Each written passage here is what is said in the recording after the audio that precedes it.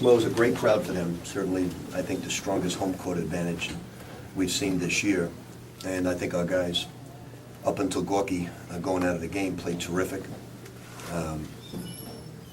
And that changed the whole momentum of the game. But I'm real proud of our guys. We didn't shoot the ball well from the 2-3 spot. And take away all of that, we still, if Gorky stays in the game, would have a great chance to win. But give them credit. They won the game, and they move ahead of us in the standings. How did you adjust to their three-point shooting in the second half? Because they didn't shoot. They make, they make difficult threes. Let's face it, they're not easy shots, and they do it against everybody.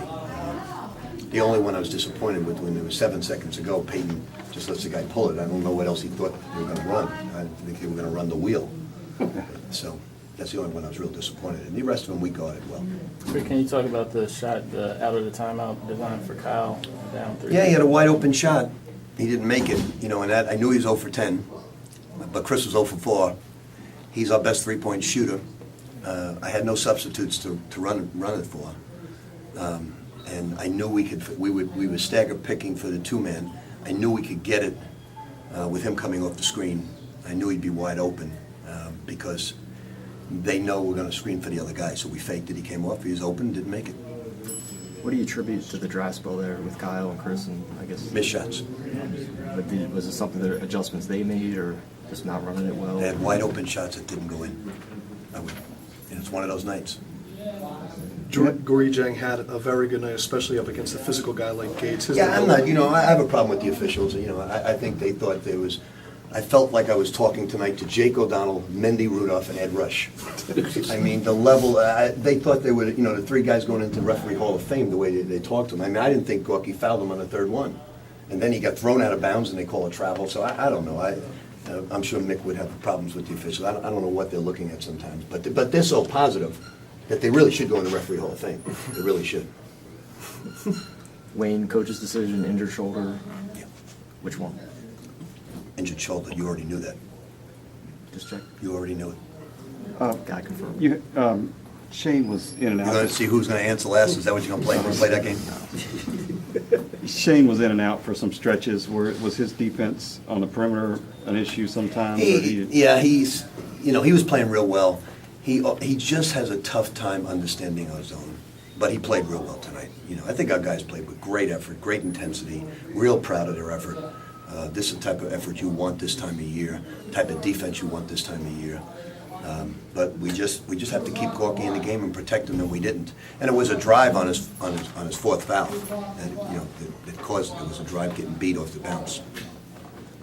I mean, Kyle's a guy that's a mature player. After a night like this, you're pretty much confident. Well, I'm going to show him some tape of John Starks in the playoffs when he went 0 for 18, I think, or over. I'm only kidding, Eric. You probably don't remember that. Now, he'll be fine. I showed him when I ran the play in the timeout who I thought was the big-time shooter. I mean, it's one of those nights. Every player goes through one of those nights when nothing will fall.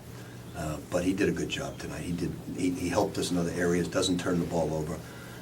And we got to stop turning the ball over. Not that we had a lot tonight, but we've got to stop making careless turnovers. How do you think Shane handled himself in that atmosphere? He did a good job. He did a good job. I mean, I don't know what the fans were yelling at him.